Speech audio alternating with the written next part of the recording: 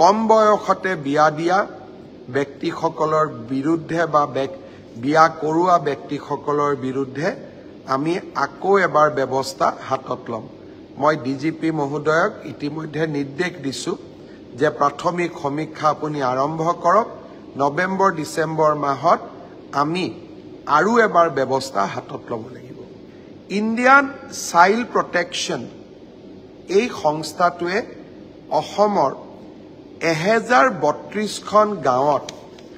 child মেৰেজৰ ওপৰত এটা সমীক্ষা কৰিছিল যে শিশু কম বয়সতে ছোৱালীৰ বিয়া হোৱা সংখ্যা কমিছে নে কমা নাই অসম চৰকাৰে লোৱা পদক্ষেপৰ ফলাফল কেনেকুৱা ই ইতিবাচক নে নেতিবাচক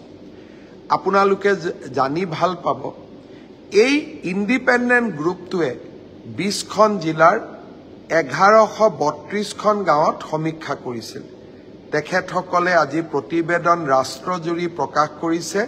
যে 81খন গাঁৱত চাইল্ড মেৰেজৰ ঘটনা কমি আহিছে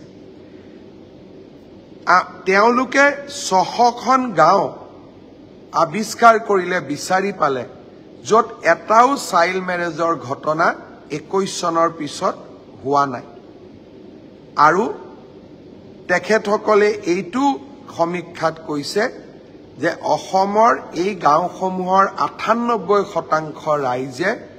চাইল্ড মেৰেজৰ বিপক্ষে চৰকাৰে লোৱা প্ৰচেষ্টাক সমৰ্থন দিছে মই প্ৰতি ছমাহৰ মূৰে মূৰে চাইল্ড মেৰেজৰ লগত জড়িত লোকসকলক আমি গ্ৰেপ্তাৰ কৰো আইনৰ ওচৰলৈ লৈ যাওঁ প্ৰথমতে মানুহে দুই এজনে আমাক বেয়া পাইছিলে কিন্তু এতিয়া গাঁৱে ভূঞে গলে ময়ো খুধো যে সৰু বয়সতে কোনবা বিয়া হৈছে নেকি সকলোৱে কয় নাই নাই আমাৰ গাঁৱত হোৱা নাই আমি নকৰো আমি কৰিব নিদিও আমি আইন ভাঙিব নিদিও